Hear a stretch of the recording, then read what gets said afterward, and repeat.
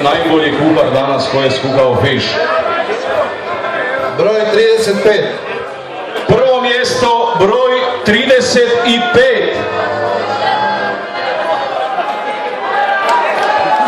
Evo ga prvak, evo ga, je 35, je, bravo majstore. Bravo majstore, bravo.